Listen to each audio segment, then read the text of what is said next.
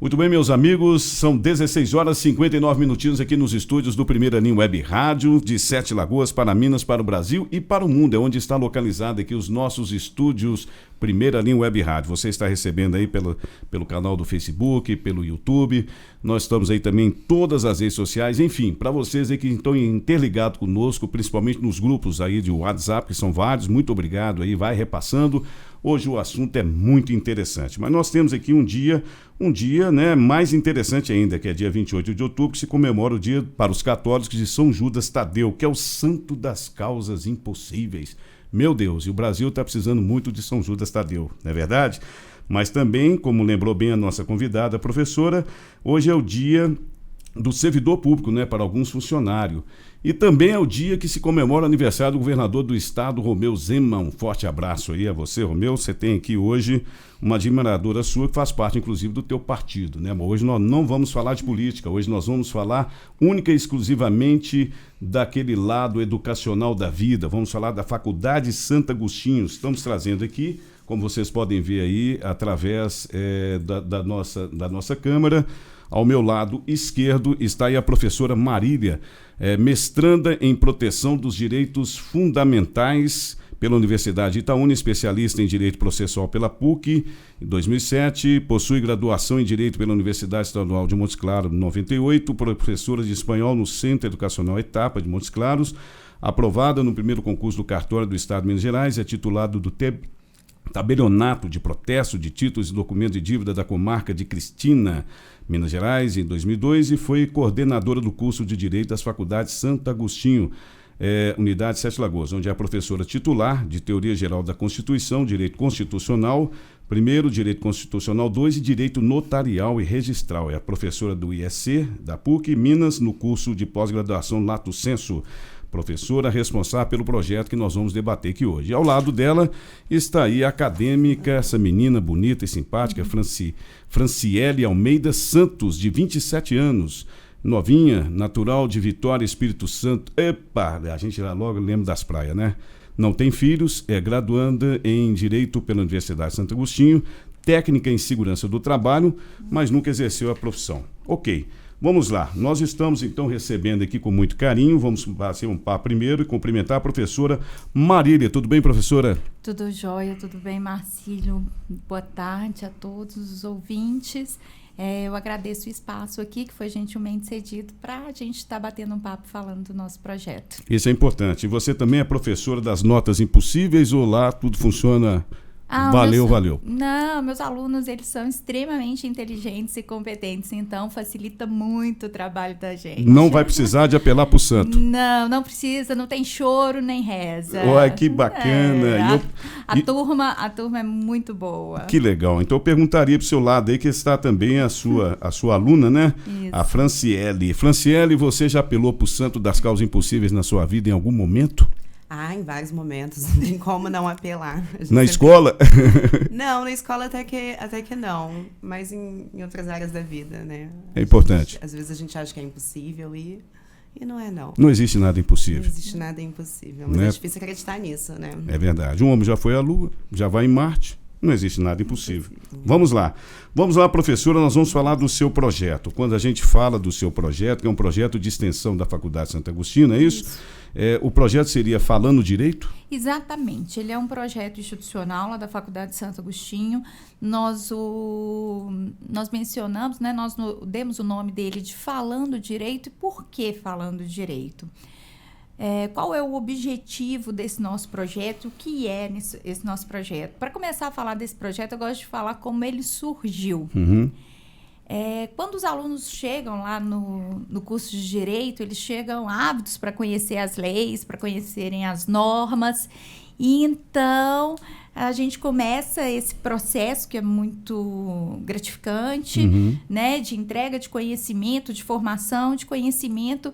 E aí eu falo que logo no início do curso surge uma indagação.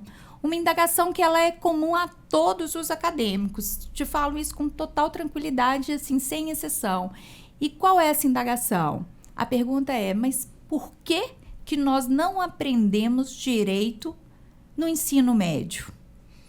Por que nós não temos como disciplina noções gerais de direito e cidadania, se a partir dos 16 anos a gente já participa desse processo de formação e estruturação política do nosso Estado. Exato. E mais, ainda tem uma terceira indagação. Por que esse conhecimento fica restrito apenas a nós que estamos aqui na Faculdade de Direito, né, formando aí para ser futuros operadores do direito dessa atividade? Sim.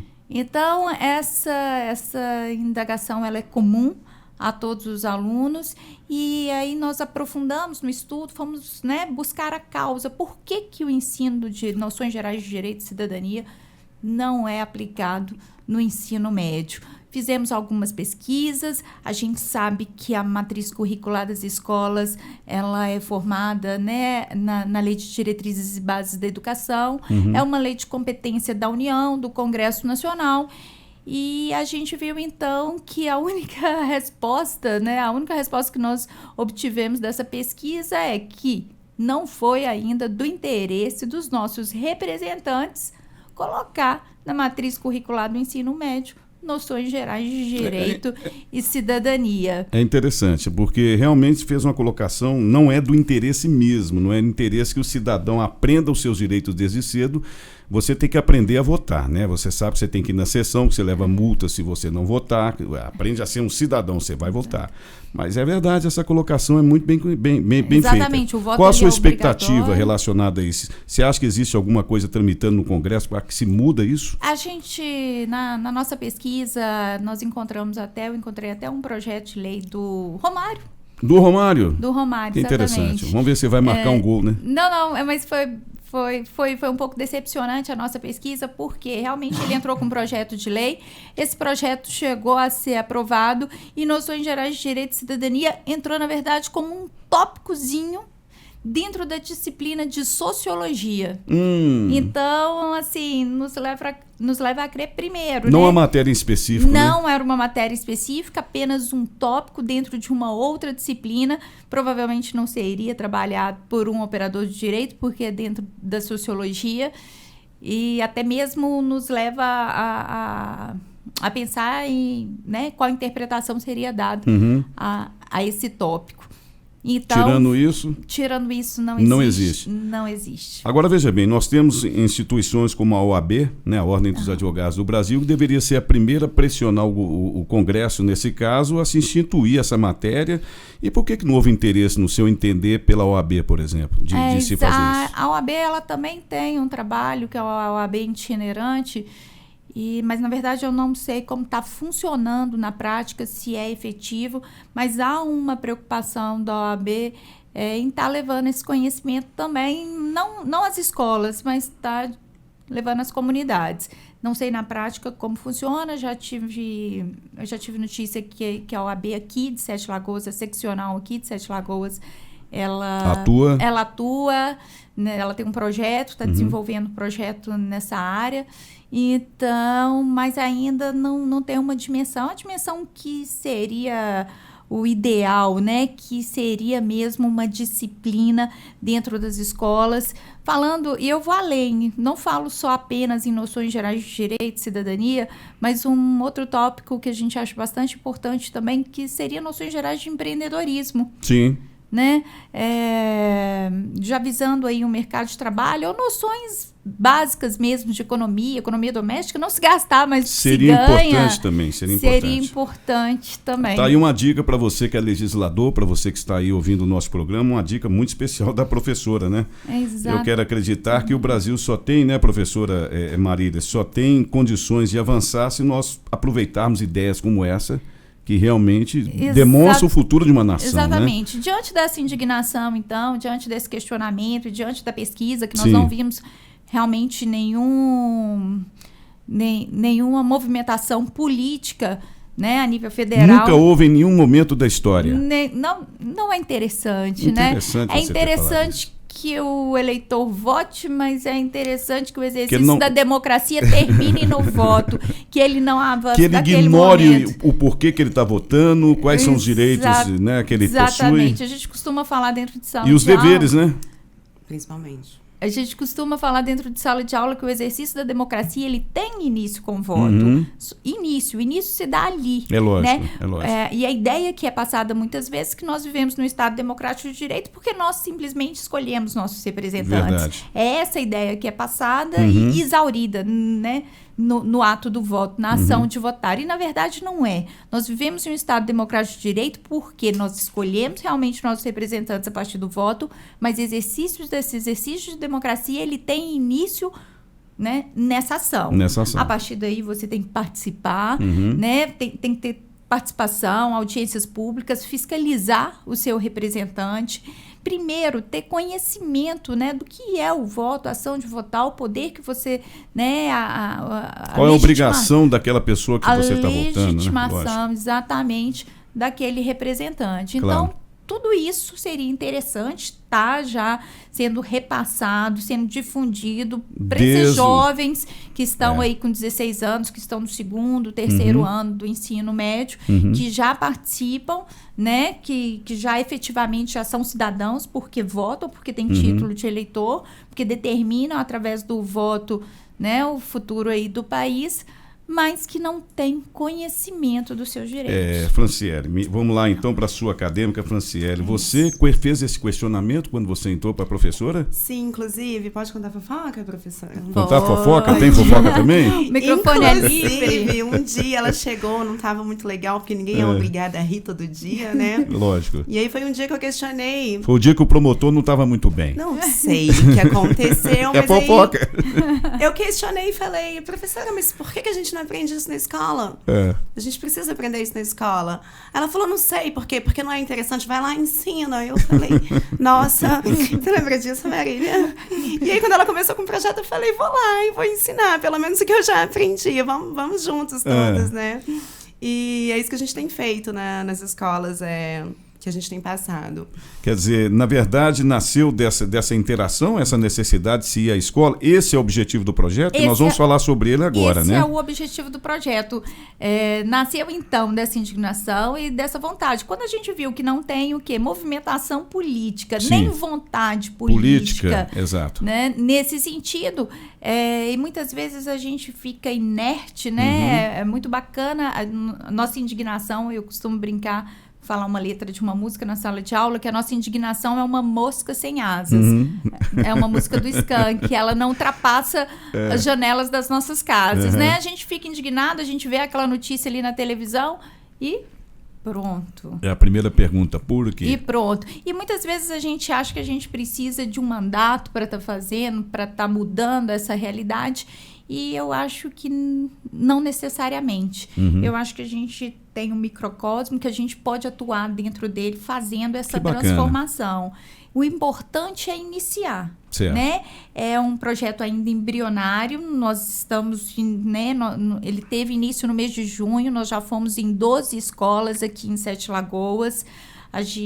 Nós temos um coordenador que é um acadêmico também. E eu gostaria de falar isso. O projeto só existe porque é uma vontade dos acadêmicos. Sim, ele nasceu nesse momento de indignação, você faz parte desde o início, não é isso, Faz Marcelo? parte desde o início. E como é que você, como professora, óbvio, você adotou isso até por uma questão de ensinamento. Quando você ensina, você aprende, né? Então, nessa questão das suas interações enquanto aluno nessas escolas, o que você tem observado da reação desses alunos, você? Bem, a escola não é um lugar onde a gente fala muito, onde a gente é ouvido. E o que eu tenho notado é que os meninos têm muita coisa para falar, mas muita coisa mesmo. Então, como que acontece? Muita dúvida, né? Não, muita coisa para falar, eles têm muita opinião. Eles têm muita opinião. Eles querem debater. A gente se surpreende muito nas escolas que a gente passa, porque eles têm a opinião, algumas ideias já formuladas. Mesmo que sejam errôneas, eles têm. Exatamente. É aí onde a gente vai chegar. E eles querem expor a opinião deles, eles querem falar, eles querem discutir. E a gente tem a primeira parte do projeto, a professora Marília explica como que funciona a Constituição. Muitas vezes... Você participa do projeto, você vai junto com... Vamos junto. Você monitora os seus alunos e, ao mesmo tempo, observa, né? O projeto ele tem 2 momentos. Na verdade, a gente marca, né? Com a escola, é em torno de 1h30, no máximo 2 horas, que a gente permanece dentro da escola Por hora, a gente pede autorização para trabalhar com os meninos do 2º e 3º ano, aqueles meninos que já têm essa participação política mais efetiva. E então, o que a gente faz? Eu costumo falar que a gente separa em 2 momentos. No primeiro momento,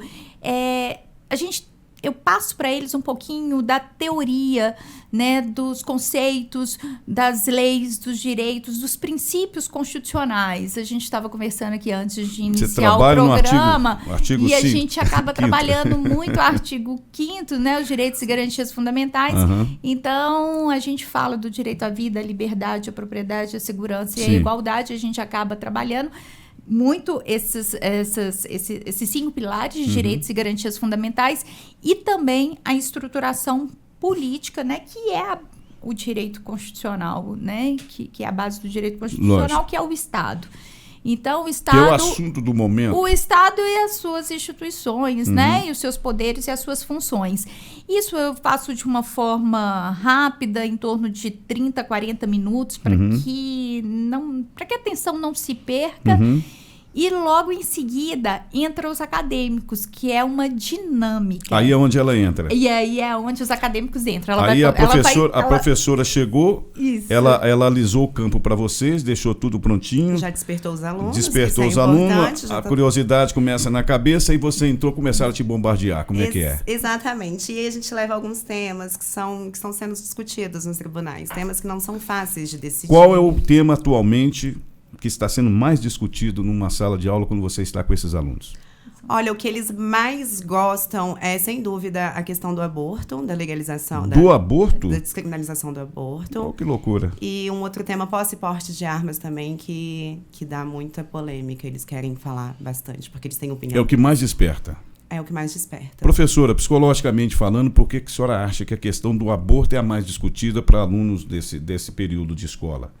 Varia que idade, mais ou menos, esses alunos? 17 anos. 17 anos. 17 anos. Sim. É interessante porque quando nós pensamos a dinâmica, e eu pensei dentro da sala de aula, até mesmo para que os meus acadêmicos treinassem a argumentação, sim, a lógica, o raciocínio e a defesa, tanto oralmente quanto, né, esse raciocínio lógico em relação às demandas. Então, as demandas que tem relação com casos controvertidos, né? Casos controvertidos do STF, casos controvertidos também onde nós não temos um consenso ainda no Congresso Nacional, que afeta, inclusive, a própria Constituição. Exatamente, né? E que tem ligação direta com a comunidade, a gente deve participar, né? Deve fazer com que pelo menos as pessoas reflitam em relação a isso.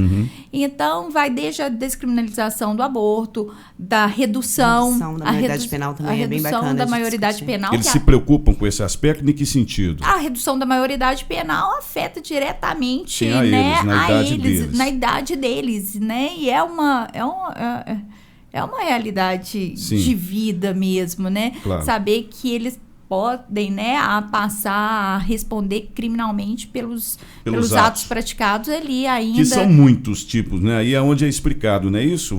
Eles te questionam mais em que sentido? Vão por etapas. Você falou de aborto, isso, né? E o aborto sempre tem duas vertentes, sempre tem dois lados de pensamento. Exatamente. Não é isso? É isso que eu quero saber. O que você analisou esses alunos nessa questão do aborto em específico, né? Sim. Em que termos de porcentagem? Aprovado, aprova e não aprova? Como é que você... Só para você entender exatamente como funciona. Um aluno, um acadêmico, vai defender um argumento a favor e um outro acadêmico vai defender o argumento contra. Certo. Que é nesse momento que a gente treina a argumentação, correto, que é bacana pra gente que está ali, principalmente. E muitas vezes a gente não defende o nosso ponto de vista. É defendido o que está na Constituição. Não, a gente defende o ponto de vista contrário muitas vezes. Mas pra gente justamente treinar aquela questão do convencimento, até onde a gente consegue entrar. Um acadêmico fala contra a descriminalização do aborto, sim, e o outro acadêmico fala a favor da descriminalização do aborto. Correto. E cada um coloca ali a sua argumentação jurídica, o seu ponto de vista, a sua pesquisa. O júri seria os alunos? O júri são os alunos. Interessante. Porque a professora explica o poder executivo, legislativo, e o judiciário a gente faz um exercício na prática. Fiquei curioso para assistir uma aula dessa. Está convidada amanhã a gente vai estar às 7 horas. Amanhã não tem jeito, mas nós vamos agendar. E aí eles recebem umas plaquinhas que tem a favor e contra. Depois da discussão que a gente tem lá na frente, um argumenta, o outro argumenta, eles vão votar. E aí, depois que eles votam, a gente pede que alguns deles fundamente o seu voto. E a gente pede para falar, mas por que você é a favor? Ou por que... O que tem dado mais aí nessa história? Qual foi a média? Mais contra, mais a favor? A questão do aborto, eles são quase que sempre eles são contra. São quase contra. Todas as escolas. Mas que interessante. Depois de tanta matéria, surpreendente para mim também. Foi surpreendente também. Olha só. E bacana ouvir esse lado, né? Mas olha que legal. Mas é devido aos argumentos de vocês, professora? Como é que a senhora analisa isso? O argumento de um advogado, por exemplo, ele interfere, obviamente, no júri. Isso tem sido pelos argumentos serem mais fortes da outra parte? É interessante porque esses jovens, esses adolescentes, eles já têm uma formação familiar, eles têm uma formação religiosa e a gente vem com um posicionamento mais técnico. Por exemplo, a questão do aborto, quando a gente fala em descriminalizar o aborto, a gente coloca o aborto como um problema de saúde pública. Sim. Né? Colocamos também uma argumentação a favor quando a gente defende a criminalização como direito à vida. Sim. Mas também quando a gente se posiciona favorável à descriminalização do aborto, a gente se posiciona também como um problema real de saúde pública. Sim. Né? Porque tem ali a vida das mulheres que também estão vulneráveis. Na verdade, é uma loucura, né? Porque a criança, quem vai nascer, busca pela vida. A outra, por várias razões, seja por estupro, seja por nascer, né, deformado, tem várias colocações. Autonomia, né? Mesmo. De qualquer forma, vontade. A mulher sofre. Não é isso? De qualquer forma, é um sofrimento. Você, particularmente, você defende que área e me argumente por quê? Eu sou a favor da descriminalização do aborto, justamente por ser uma questão de saúde pública. Eu argumento com os meninos que a criminalização do aborto não impede que o aborto aconteça todos os dias. O que acontece... Outra coisa, eu gosto muito de falar, que a gente precisa parar de pensar que aborto é coisa de mulher pobre. Que o aborto só acontece nos açougues, nas periferias. Na verdade, no meu modo de entender, pelo que você fala, é uma realidade, a gente vê isso jornalisticamente, quem tem dinheiro faz o aborto, mas numa clínica especializada. Com tranquilidade. A saúde pública, no caso, é devido às pessoas da classe de renda menor. Exatamente, porque ele vai acontecer de qualquer forma. A mulher que decidiu abortar, ela vai abortar. E a gente trabalha com dados. Então, morre uma mulher a cada 2 dias, vítima do aborto clandestino. De um aborto clandestino. Isso. E aí eu pergunto para eles, você é contra o aborto porque você é a favor da vida, mas você é a favor da vida de quem? Que essas mulheres que estão morrendo aí todos os dias, elas não precisam de vida. Então, a gente vai trabalhando no sentido de mostrar o outro lado, porque é aquilo que a gente fala, toda a situação, por mais agradável que seja, ela tem mais de um ponto de vista.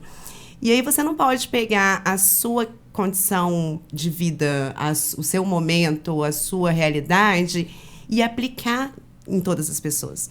E a gente fala muito disso quando a gente trabalha a redução da maioridade penal, porque impressionante. Você é contra ou a favor? Eu sou contra a redução da maioridade penal. Você é contra? Sou contra.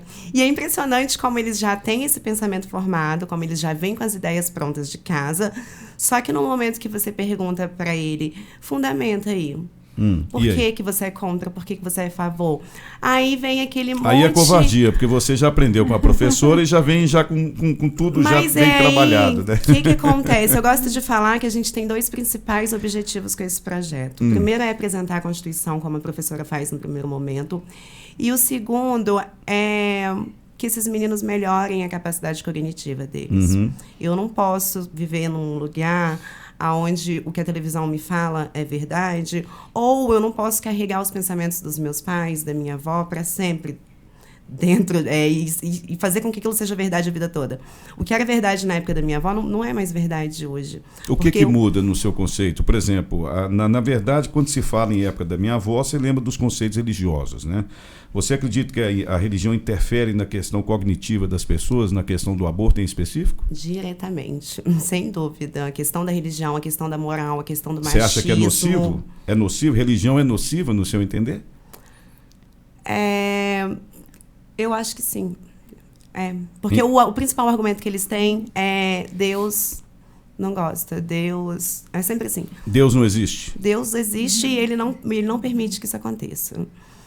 Como é que você classificaria esse aspecto? Aí é complicado. Você é uma professora e você, logicamente, passa os dois lados da moeda para o aluno. Você deixa que eles decidam, né? Como é que é vista essa situação? É interessante, Marcílio, porque a religiosidade faz parte da formação do ser humano. É muito difícil a gente dissociar, né? Na política, a gente está vendo um movimento cada vez crescente, inclusive muito grande, né, dessa influência religiosa, principalmente nesses momentos... decisivos, né?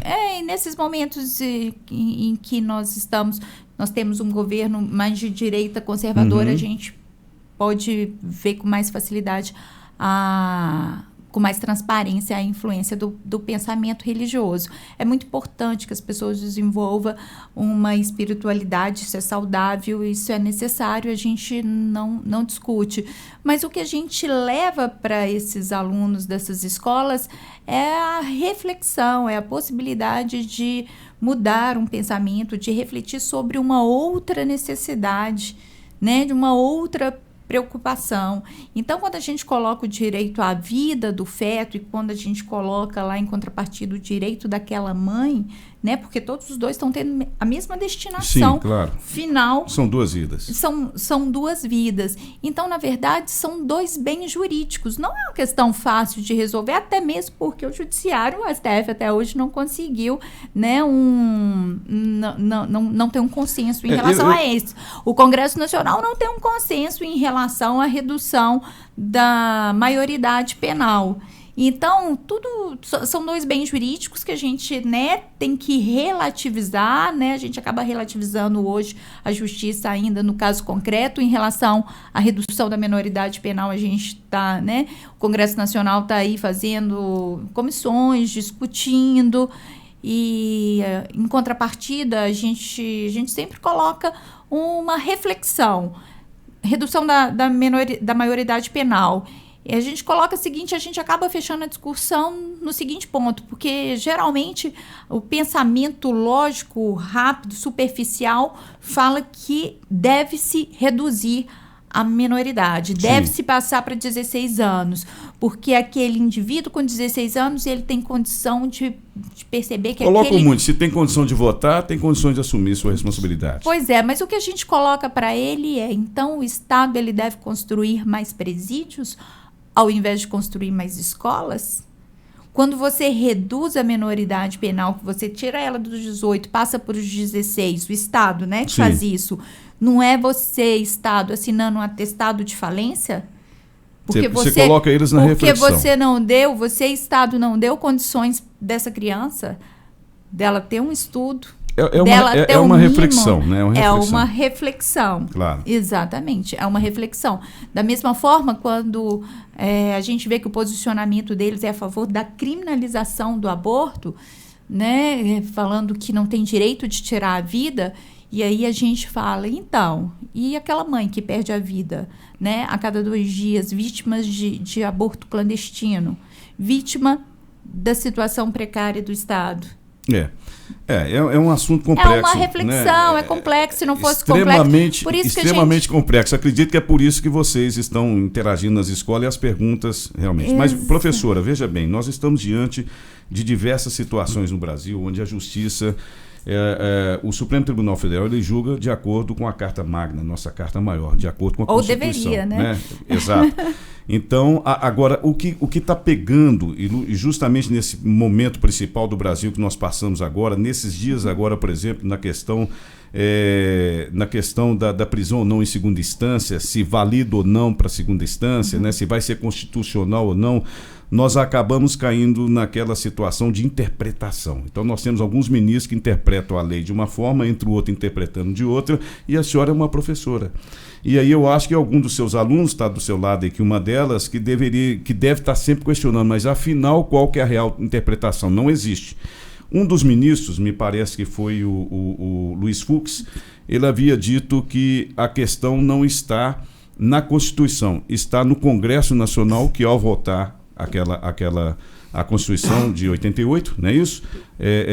Eles colocaram certos pensamentos ali dúbios, né, de dupla interpretação. O erro está na Constituição, o erro está na interpretação. O Supremo tem que interpretar ou ele tem que receber uma coisa que não dê guarita à interpretação? Difícil, né? É difícil, eu falo que é muito difícil para a gente, enquanto professora de Direito Constitucional, explicar a teoria alertando os alunos para a prática, que é completamente diferente. Porque eles vão enfrentar isso. A gente fala a teoria e a prática é outra. Então, eu costumo brincar não, né? Mas eu falo, a gente, como direito constitucional, eu brinco, se tá difícil para você, imagina pra gente, que é professora de direito constitucional. Mas é isso que a gente faz, a gente passa o conteúdo do direito constitucional alertando sempre o que está acontecendo na prática. Na verdade, o STF é o guardião da Constituição. Sim. É o guardião, né, dos princípios constitucionais. Realmente deveria ser, né? Verdade. Então, ele deve proteger aqueles preceitos constitucionais, os princípios constitucionais, e dar interpretação, né, ao caso concreto, de acordo com os comandos constitucionais. O que a gente vê muito são posicionamentos políticos, uma interferência. Você acredita que existe na questão porque veja bem, agora da presunção de inocência, a gente está falando não indúbio pro réu. A gente está falando não só de uma interferência política, como também a gente já chega a falar hoje de uma interferência popular. Das ruas. O que eu acho muito prejudicial, tanto a interferência política, que está ali, né, na indicação, e tanto a interferência popular, por melhor que ela seja, por mais bem intencionada. Mas todo poder não emana do povo? Por mais bem, mas ele é emanado do povo, e eu não tenho dúvidas em relação a isso, nem você, porque nós escolhemos nossos representantes. Exato. Né? Se nós escolhemos nossos representantes, é por isso que eu falo. E nosso representante escolhe os ministros. E nossos representantes escolhem. Você, como aluna, por exemplo, de Direito, né? Sim. Você acha correto, por exemplo, na sua visão, você está em que ano agora? Eu estou no segundo ano da faculdade, quarto período. Ok. Você acha que deveria se prevalecer a escolha de um ministro da Suprema Corte por indicação presidencial, ou no seu pensamento, você que está aí para fazer uma carreira, né, na vida jurídica, você acha que deveria ser por meritocracia? Como é que você encara isso? É a questão dos cargos políticos, né? Eles existem, eles são constitucionalmente previstos, e para mudar isso, teria que mudar, a Constituição. Mas você mudaria? Eu acredito que sim.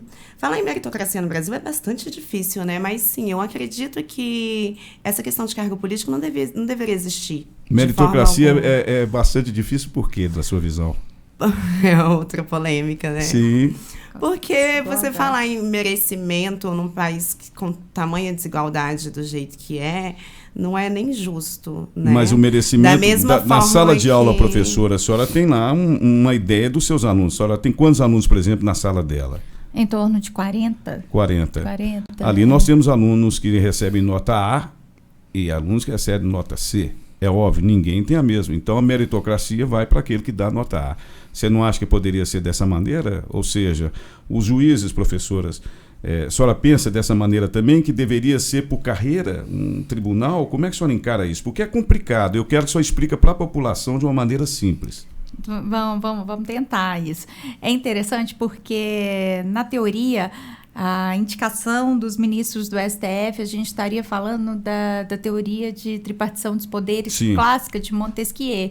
E, na verdade, essa indicação vem de uma outra teoria, que é freios e contrapesos. Né? Então, ela é muito sublime, ela é muito genuína. O problema é que as instituições, elas são formadas por seres humanos, e seres humanos, eles são... eu não gostaria de usar a palavra corruptíveis, mas eles são tendenciosos, né? Mas eu acredito apesar de tudo, eu acredito na nossa Suprema Corte. Nesse momento, eu acho que a gente deve valorizar e fortalecer as instituições. Uma democracia, ela ainda se faz através de instituições fortes, democráticas, interessante. Vamos esperar o final da votação aí. Eu tenho um posicionamento pessoal que é em relação à interpretação do Código de Processo Penal, Você gostaria de falar sobre ele? Posso falar, não Por tem favor. problema nenhum, coincide aí com o pensamento do senhor. Na verdade, a prisão em segunda instância, a Constituição Federal, a Constituição de 88, ela não veda em nenhum dispositivo a prisão após a decisão de segunda instância. Ou seja, porque o juiz decidiu... Em momento algum, há na Constituição vedação à prisão em segunda instância. Se a gente for olhar o Código de Processo Penal, ele fala que o recurso especial extraordinário, ou seja, para as cortes superiores, não tem efeito suspensivo. Entendi. De modo que é facilmente a gente interpretar que pode-se ter início os efeitos da sentença penal condenatória a partir da decisão da segunda instância. A presunção de inocência que está na Constituição, ela permanece, tanto que o réu, a ele é permitido ainda recorrer às cortes superiores. Mas não em liberdade. Mas não em liberdade, já sofrendo os efeitos da condenação da segunda instância. Até porque autoria e materialidade do delito, e aí a gente explica de forma didática, como você me pediu. Vai pegando aí. Autoria e materialidade, o que é autoria? Autoria é saber que aquela pessoa, que aquele réu praticou o crime. Materialidade é saber que aquele crime, a certeza de que aquele crime foi praticado. Então, a autoria e a materialidade já ficam que não podem ser mais questionados através de recurso especial extraordinário. O recurso especial extraordinário para as cortes superiores só vai questionar uma dosimetria de pena, a constitucionalidade, a validade até porque não vai ter condições de verificar tudo, né, que foi verificado. E para abuso também de alguma decisão, Entendi. a gente tem aí habeas corpus. Questão nós temos cautelares. Tempo de pena, por exemplo, né? Exatamente. E se houver algum abuso ainda, alguma ilegalidade, algum excesso nesse cumprimento de pena já em segunda instância, a gente tem. A lei já fornece mecanismos, que é o próprio habeas corpus para isso. A acadêmica Franciele, a sua professora, ela expôs o ponto de vista dela, que nem sempre, muitas vezes, é o ponto de vista do aluno. Vocês estão ali, logicamente, e ela de uma maneira muito clara, ela diz, eu coloco os dois lados, mas eu tenho uma posição. Isso é da mesma forma, eu como jornalista digo a mesma coisa, né? Sim. A gente coloca aqui os lados, mas cada um tem sua posição. Você, particularmente, como acadêmica, você que está aí com a professora Marília acompanhando ela, logicamente você também tem uma certa posição nessas alturas do campeonato. Qual que seria? Pode posicionar. Não, ela não vai te dar, não vai te falar nada. Ela não vai... O que eu sei, que é pouco ainda, que eu ainda estou estudando, eu não gosto muito de falar quando eu não entendo muito do assunto. Desculpa, aí depois eu vou te falar por que eu te fiz essa pergunta. Mas aí, o que acontece? Essa questão é muito, muito, muito complexa, porque é uma questão muito política, que é aquilo que a Marília falou, e muito social. Pelo que eu li, pelo que eu entendi até hoje, é que não é... Ninguém pode ser preso sem trânsito julgado. O texto é bem claro. Entendeu? Então, eu acho que não, que o caso em questão, a pessoa que está presa, ela tem direito à liberdade, sim. No entanto, quando você fala isso, a gente está num momento que o Brasil é muita briga, virou muito pessoal essa questão de esquerda e de direita. Quando eu estou falando que eu acho que o Lula ele deve ser solto, mas não é porque eu acredito que ele seja inocente. É porque eu, como estudante de direito, eu acredito que tem que fazer valer aquilo que está na lei. Eu passo 5 anos numa faculdade estudando para, no momento de aplicar aquilo que deve ser aplicado, não valer nada? Mas veja bem, nós temos um artigo na Constituição que diz que ninguém será preso senão em flagrante delito ou por ordem escrita e fundamentada de autoridade judiciária. Significa que, quando chegou, me corrija se eu estiver errado, não fala. Quando chegou, por exemplo, na segunda instância, e eu já vi argumentos sobre isso, ali já está tudo fundamentado. Você passou pela primeira, foi condenado, você teve o direito de ir na segunda para provar a sua inocência. Ali já passou tudo. Então, ela não fala. Não fala esse aspecto. O texto constitucional não veda de forma, mas o texto constitucional ele traz mais, eu entendo o posicionamento da acadêmica, que é um posicionamento muito legítimo, inclusive ela está bem acompanhada aí no STF por 6 ministros, eu acredito, agora, nessa segunda votação. E se não fosse uma questão controvertida, a gente não estaria discutindo o STF não estaria discutindo pela 4ª vez. Você sabe por que eu falo isso, professora? Me permita? Porque eles estão indo no projeto falando direito. A primeira coisa que você colocou para mim na reportagem é que eles estão muito além, aquém do que vocês esperavam, porque quando chegam já tem um posicionamento. Esse posicionamento, pelo que você passou, seja por origem familiar em diversos aspectos, pela educação que recebeu, ou seja pela própria mídia, que assimila-se várias informações na cabeça e eles têm ali o seu discernimento sobre o assunto. Então chega até vocês, estudantes, e eu acredito que é por isso que a professora acompanha, diversas mentes, diversos pensamentos. É complicado. E eu quero saber de você, como é que você está entendendo tudo isso, como é que vocês, alunos, estão absorvendo. Porque uma coisa é você ter o seu posicionamento, outra coisa é a sua posição naquele momento no falando direito. Sim. Então, você quer saber na questão da votação? Não, na questão da interpretação e da interlocução com aqueles alunos. O que a gente faz no projeto, Mara, a gente não doutrina ideologicamente, a gente não impõe nenhum tipo de pensamento. Sim, vocês colocam um debate que eles colocam. Nós colocamos o cenário. Certo. Nós colocamos os posicionamentos, as possibilidades, que existem de fato. E aí nós buscamos o quê? A reflexão. Nós buscamos a reflexão e a formação do conhecimento de forma conjunta. Ideologicamente, nenhum ponto de vista... Escola sem partido. Nenhum. É interessante. Não chega a ser uma escola sem partido, porque eu sou até contra a escola sem partido. Eu sou liberal, mas eu sou contra a escola sem partido, porque, na verdade, deve-se falar de política na escola. Deve-se falar de Estado, mas deve-se falar de todos os lados. Necessário que se fale. Concordo. Então, essa discussão política ela tem que estar dentro da escola, sim, por isso que eu sou contra a escola sem partido, mas deve ser colocado todas as vertentes. Exatamente. Todas as vertentes. Então, não há doutrinamento ideológico, de posicionamento. Cada acadêmico faz a defesa, de um ponto de vista. Para quê? Para fomentar o debate. E o que nos surpreende, que a Fran falou aí, é muito verdade. Muitas vezes a gente, nós chegamos nas escolas achando que eles não estariam interessados no assunto, e nós fomos surpreendidos em 80%, 90% das vezes. Eles querem discutir, sim. E desperta interesse, inclusive, para fazer o próprio curso, eu acredito. Desperta também o interesse. Nossa, eles falam, eu quero aprender, eu quero aprofundar o conhecimento, só na faculdade de Direito. É onde você entrou com aquela colocação. Por que não fazer para esses alunos? Por que não fazer, exatamente, já que eles já participam efetivamente, já que todas essas ações políticas do nosso Estado têm reflexo direto na vida deles. Exato.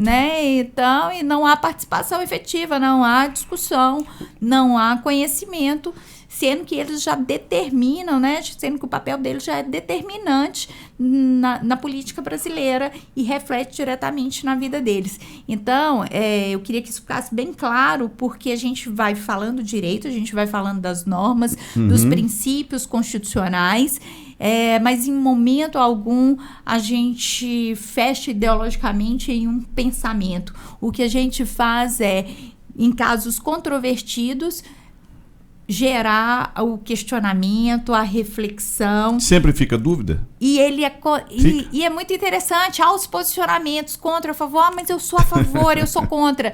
E ali, esse momento, eles falam, é muito bacana, eles querem argumentar, eles não querem apenas posicionar contra, a favor, eles querem argumentar. Eles querem argumentar, eles querem fundamentar. E outra coisa, há uma troca também de opinião, Muitas vezes eles chegam com uma ideia, depois que eles escutam, falam, opa, peraí, Tem uma discussão que é muito bacana, que é sobre... Sacrifício de animais. Oi? Sacrifício? Sacrifício dos animais. Também entra em discussão? Na verdade, a gente trabalha cerca de 4 a 5 temas. E um outro tema controvertido aí, que envolveu tanto o Congresso Nacional quanto o Judiciário, foi o sacrifício de animais em rituais religiosos. Satânicos, Não, também. Não é satânicos, é religiosos. A maioria é satânico. Não, Para mim, sacrificar animal desse maneira... Tudo bem. E o churrasco, no domingo na sua casa é um ritual satânico? Você está falando de Umbanda, né? Nós não podemos misturar Umbanda com Candomblé. Não, tem, né? tem muitos rituais religiosos em que nas liturgias... Eu sei. Inclui aí o sacrifício de alguns animais. Na Bíblia se sacrificava animais em honra a Deus. Em honra a Deus, exatamente. Abraão quase sacrificou o seu filho. O seu filho. A solicitação. A gente fala assim brincando, mas veja bem, a sua aluna... Mas olha só que interessante. Aí na hora que a gente coloca, né, na hora que a gente fala, e aí? Você é a favor ou contra o sacrifício de animais em liturgias religiosas? A princípio, todo mundo é contra. Não, vai matar o bichinho, não. Vamos matar o bichinho, não. Aí a gente coloca um outro posicionamento que não é muito jurídico, é mais social. Mas e aí, então? Na hora do churrasco festivo lá, do seu aniversário, né? Aí pode matar. Aí pode matar. Aí eles já refletem. Poxa, mas eu faço a mesma coisa e nem é por um... de certa forma, o animal é sacrificado para que a gente coma um bom churrasco, né, Francisco? Esse argumento é péssimo, na verdade. Mas ele existe. E aí, se a gente aprofundar mais um pouquinho e ver a situação em que esses animais são criados, as aves, por exemplo, que são criadas ali, né, em 30, 40 dias, é verdade. Sem dormir, sem descanso, sem nada. De certa forma, existe um ritual, para serem, né, abatidas. Existe um ritual.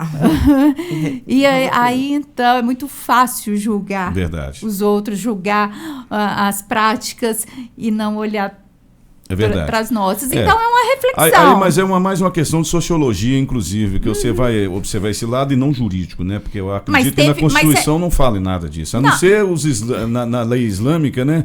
O próprio Mas Corão o STF determina, foi né? provocado e teve que manifestar e foi a favor da liberdade religiosa. Então a liberdade religiosa, pela decisão, não sabia dessa parte. Pela decisão do STF, prevaleceu em relação aos maus tratos, à lei infraconstitucional que proíbe maus tratos a animais. Professora, vocês estão com esse projeto falando direito e, logicamente, a princípio, tem quanto tempo vocês estão com esse projeto? Nós começamos ele, como eu falei com você, ele é bem embrionário ainda. Foi em maio, nós já visitamos 12 escolas. Públicas, todas? Todas escolas públicas. Vocês fariam também escolas particulares? Sem restrição. Sem custo? Não teria, sem custo. Tem um dia específico da semana? A gente tenta para cada um né, já que é sem custo, já que eu queria falar novamente, sem a participação dos acadêmicos, sem a vontade dos acadêmicos. Não teria condições. Não teria condições. Não é só um projeto. Mas vale nota também, não vale? Não vale nota. Não vale nota? Não vale. Olha que coisa. Não vale nota. Mas mais importante do que a nota é a experiência que a gente vai adquirindo com esses meninos. Olha só, já está virando advogada. É muito bacana e é porque é sincero, é porque é de verdade. A gente fala que, assim, não importa se você é a favor, se você é contra e o que você pensa. O importante é você aprender a defender, a argumentar. Isso é importante. A fundamentar. Você sempre tem a mesma linha de argumento em todos que você vai ou você muda? Não, às vezes, por exemplo, você me perguntou qual era a minha opinião e eu disse que eu sou a favor da descriminalização do aborto. Sim. Mas diversas vezes eu tive que ser contra lá. Eu tive que argumentar contra. Você consegue fazer isso? O aluno é treinado para isso? A gente tem que treinar para isso. Mara, a princípio, o projeto, a finalidade enquanto projeto acadêmico de extensão é treinar a argumentação e lógica do aluno.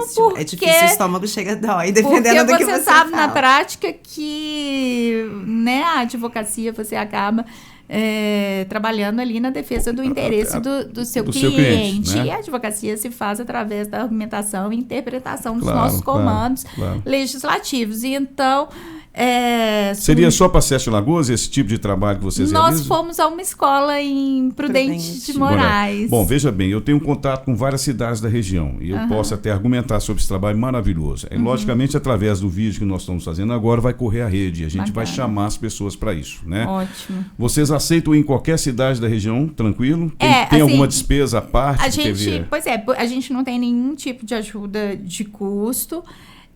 Nós fomos aqui em Prudente de Moraes, porque Prudente de Moraes está aqui do lado, mas assim, a nossa vontade ela é tão grande, eu falo com tranquilidade, os meninos que fazem parte do projeto, o projeto ficou bem maior do que do que qualquer horas complementares ou qualquer tipo de avaliação, né, de pontuação. São quantos no total, professora? Nós somos hoje um grupo de mais ou menos 10, 12 acadêmicos, mas o projeto é aberto dentro da instituição para quem tenha disponibilidade de estar participando também. Não tem problema nenhum. Entendi. Se alguém, por exemplo, se algum prefeito da região, eu acho interessante, né, alguma secretária, não vamos falar de prefeito, vamos falar da secretária de educação da região, queira levar vocês e dar um ônibus para buscar, uma van. Super bem-vindo, a gente agradece muito. A gente está até formalizando. E um lanchinho, né, um churrasco? Um churrasco. Nós estamos até formalizando para entregar, fazendo mesmo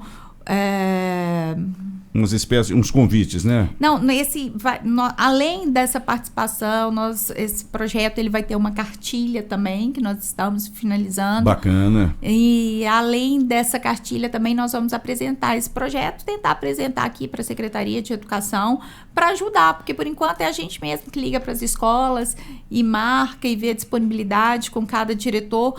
Nós pensamos que se a Secretaria de Educação fomentar e, de repente, já até, né, fazer o pedido diretamente a cada unidade, isso possa fazer parte de uma grade curricular, talvez.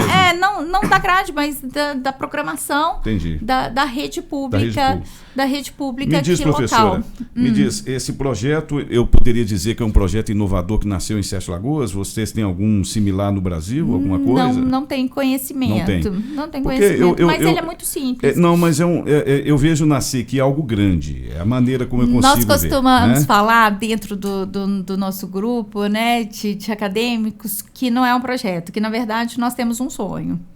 E esse sonho é transformar essa realidade hostil que nós nível temos nacional. Hoje através da educação. Interessante. Né? Gostei demais dessa ideia. Através da educação, porque, né, Maran, a gente está vendo que a única forma da gente alterar essa realidade é através do conhecimento, através da educação.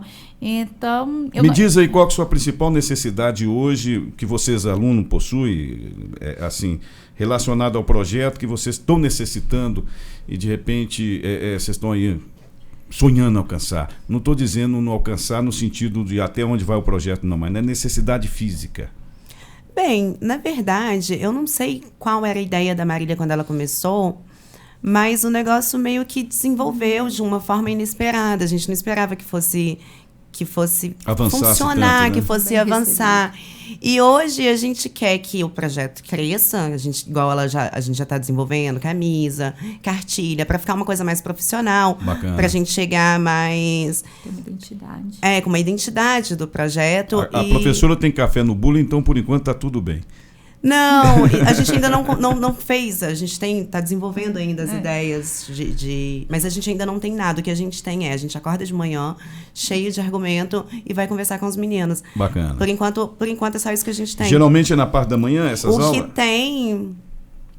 O que tem é um monte de projeto que a professora vem desenvolvendo com o Moisés, que é o nosso acadêmico que vai nas escolas oferecer um abraço aí pro Moisés, que fez contato conosco, né? Tem o Marco, que faz a nossa arte da cartilha, que prepara a nossa arte da camisa. Exatamente. Nós estamos começando agora com o Instagram também, falando direito.fasa. A gente está buscando essa identidade visual através de uma camiseta, através da cartilha. Que bacana. O que a gente quer, divulgação mesmo e abertura nas escolas. Todas as escolas nós fomos muito bem recebidos, mas o que a gente precisa nesse momento é divulgação, é agradecer esse espaço que você está nos disponibilizando aqui. O que a gente quer é exatamente isso, abranger um número maior de alunos. Nós queremos fechar ainda. Que eles falem direito, né? Que eles falem direito, que eles tenham acesso, que eles possam refletir, que eles possam, né, conhecer um pouquinho do direito. Pensar. Né? Porque como que a gente vai poder cobrar os nossos direitos se a gente nem conhece? Me diz uma coisa aqui, acadêmica, me diz uma coisa aqui, minha querida Franciele. Já estamos quase terminando aqui o nosso programa, mas uma pergunta da interação que vocês fazem com o aluno, das argumentações que vocês levam lá à frente deles. Você mudou a ideia de alguém nessa história? Você conseguiu com seus argumentos mudar? Beijo, Márcio. Será que ele vai ouvir a gente? Olha, na verdade, eu soube dos alunos que saem depois da gente, eu já ouvi de chegarem gente para mim e falar: vocês estiveram na escola da minha filha hoje, vocês estiveram na escola da minha sobrinha hoje. E esse negócio do aluno sair da escola e levar isso para fora, porque eles não saem dele satisfeitos. Por quê? Porque a gente não está satisfeito. Vão argumentar com os pais. Eles vão argumentar com os pais, eles vão argumentar com os colegas. E é isso que a gente precisa. É isso que a gente quer. O feedback tem sido positivo? Muito positivo. Que bacana. E quando a gente sai, eles falam assim, já aconteceu algumas vezes, de volta pra gente terminar. A gente fica com aquela sensação que eles querem falar mais, entendeu? E a gente tá lá, a gente vai. Você tá lidando com adolescente, não deixa nenhum apaixonados lá, não? Ah, não. Não deixa, não? Não, eu já chego falando: vamos sentar aqui, mamãe tá a cuidar de vocês. Falou mamãe, aí acho que já corta. Isso é psicologia, vem da professora. Já dá uma corta. Você quer deixar algum recado em específico aí no finalzinho do nosso programa? Algo que a gente não tenha argumentado, você como acadêmica, sobre o projeto? Tá aberto o microfone para você. Eu meio que consegui expressar mais ou menos o que eu queria falar, mas mais importante do que você saber o código, você saber a lei, você saber de cabeça para baixo, você tem que saber aplicar aquilo que você aprende. Porque isso parece que é fácil, mas é muito difícil. É por isso que acontece tantas discussões, né, Marília, nos tribunais aí de júri. E para você aprender a aplicar qualquer coisa, você precisa melhorar a capacidade cognitiva sua de pensamento e de raciocínio. Então, eu acho que esse é o segundo objetivo, e é tão importante quanto o primeiro. É que os alunos consigam aplicar aquilo que eles aprendem. Aprender primeiro, né? Óbvio, claro que a gente quer isso. E depois que saibam aplicar. Quando você me perguntou se a religião era nociva, eu acredito que seja, no sentido de que se você faz alguma coisa, isso até é filosofia de Kant, se você faz alguma coisa ou deixa de fazer alguma coisa porque Deus gosta ou porque Deus não gosta... Eu diria que aí você não conhece Deus. Eu diria que você...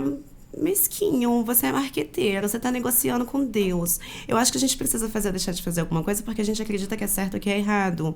E não porque tem um terceiro que vai te levar para o inferno. Você só está com medo de ir para o inferno, você não te faz melhor do que ninguém. Não, mas aí a pessoa não precisa se preocupar com o inferno. Se ela não preocupa com um lado, ela não se preocupar com o outro. Não é não se preocupar, é fazer a coisa pela coisa. E não fazer a coisa porque você vai para o inferno. Então, você fala que o despertar da consciência é uma coisa muito individual. É muito individual, não sofreria mas influência. Precisa ser provocado. Entendeu? Eu mesmo já mudei de ideia. Eu mudo de ideia, eu acho que a Marília muda de ideia. Todo mundo muda de ideia. Então você é uma fênix. Muitas vezes. Então, para a gente entender do que se trata, a gente precisa buscar os dois lados, os dois pontos de vista, para se posicionar. E nunca se posicionar antes de buscar, antes de ver.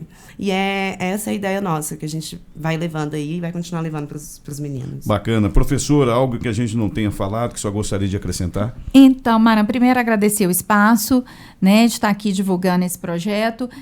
Segundo, o projeto ele teve início agora, em 2019. Ele não tem data para acabar. Que não acabe nunca. Que não acabe nunca. Enquanto a difusão do conhecimento de noções gerais de direito não for uma realidade institucional dentro das escolas, e enquanto a gente, dentro do nosso microcosmo, como eu falei, a gente puder estar exercendo essa função social, porque é uma função social, eu falo muito isso com os acadêmicos, né? Vocês têm o privilégio de ter acesso ao conhecimento, e o mínimo que vocês podem fazer é retornar esse conhecimento para a comunidade, para a sociedade. Então, se não tem motivação política, se não tem vontade política para que isso aconteça, que nós, né, que a gente pare de reclamar, né, que a gente faça alguma coisa para mudar esse contexto, para mudar essa realidade. A forma que eu vi que pode ser feito e que eu acredito e que nós acreditamos é através da educação. Ninguém faz nada sozinho. Então, se não fosse essa junção de ideologia, a senhora está em busca de parcerias?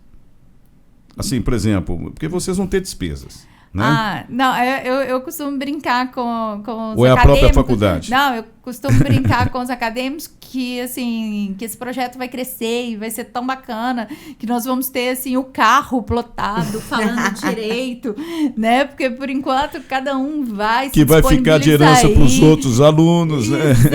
Exatamente. Não, e o mais interessante é isso. Tem aluno que já fala, poxa, mas eu vou formar e eu não vou fazer parte do projeto. Vai sim, o projeto está de portas abertas para todo mundo. Bacana. Inclusive, a gente quer finalizar esse projeto, finalizar só o semestre, né? Porque, como eu disse, porque os garotos entram de férias agora, tanto os acadêmicos quanto as escolas, mas a gente marcou o dia 23 de novembro, lá na Praça da Boa Vista, para fazer um encontro aberto, para a gente sair ali de dentro da escola, né? Então, estão todos os alunos que nós já trabalhamos, que nós já visitamos as escolas, convidados, e a comunidade também. Que legal. Para a gente falar direito, para a gente pensar o direito, para a gente refletir o direito. Eu acredito que a informação hoje... Antigamente a informação ela era patriarcal, né? Era o pai, os avós, né? que geriam, né? Não só financeiramente, mas ideologicamente a casa. Hoje a gente vê que não, que a informação, que a internet, essa difusão de comunicação mudou. Né? Mudou, então a gente vê hoje o adolescente, o jovem, ele levando esse tipo de informação, reflexão e questionamento para dentro de casa e ali, né, mudando o pensamento. Então eu acredito que através dos jovens que a gente vai mudar esse pensamento e que a gente vai fazer com que as pessoas reflitam e com que as pessoas participem mais. Comecem a falar direito, né? Exatamente. Eu acho que nós estamos, né, nós estamos num momento muito, muito bom, porque hoje as pessoas já sabem que existe uma Suprema Corte, que existem 11 ministros e que há decisões, né? Até pouco tempo atrás, ninguém nem sabia, a não ser o mundo acadêmico, né? Exatamente. Então, e que as decisões tomadas lá refletem diretamente na vida de todos. Na vida de todos. Então, eu acredito muito nessa globalização da informação, sim, nessa difusão da informação e nosso trabalho de formiguinha. Que bacana. O que a gente pede? O apoio. Divulguem, falem do nosso projeto, comente na sua escola, comente no seu bairro. Nós estamos à disposição. Entra lá no Falando Direito.fasa, chama a gente para ir à sua escola. Esse o nosso objetivo. Que bacana. Nós estivemos aqui hoje, portanto, nos estúdios do Primeira Linha Web Rádio, a visita da acadêmica Franciele Almeida Santos, né, de 27 anos. Ela que é a vitória do Espírito Santo, que você seja vitoriosa aí também na sua carreira, tá? Obrigada. E deixando o nosso abraço muito carinhoso à professora Marília, ela que nos deu uma aula aqui e tem esse projeto extraordinário que eu convidaria vocês, prefeita, vocês aí de qualquer cidade, olha, tem que pagar despesas se for muito longe, hein? A não ser que pertinho, 10 quilômetros ainda vai, mas passou disso, tem despesa. Mas vale a pena vocês levarem para a sua escola o conhecimento, levar para os seus alunos aí das escolas, vale a pena entrar em contato. Vocês podem entrar aí, obviamente, aí no site da escola, lá tem os telefones de contato, não é isso, professora? Isso. Quer deixar um telefone aí, professora? Pode entrar também na Faculdade Santo Agostinho, no Instagram da faculdade, Fasa 7, tá? E mandar um direct. Através das mídias sociais, a comunicação ela é feita de forma mais dinâmica, tá? É um projeto institucional, mas... Não cobra nada, mas tem essa despesinha só de viagem. Exatamente. E, se possível, um churrasco. Muito obrigado a vocês pelo carinho, muito obrigado a todos vocês. Um abração muito carinhoso aos alunos aí do Direito da Faculdade Santo Agostinho. Forte abraço a vocês, fiquem com Deus e, como eu sempre digo no final do programa, vamos em frente. Sabe por quê? Porque o Brasil precisa da gente. Forte abraço.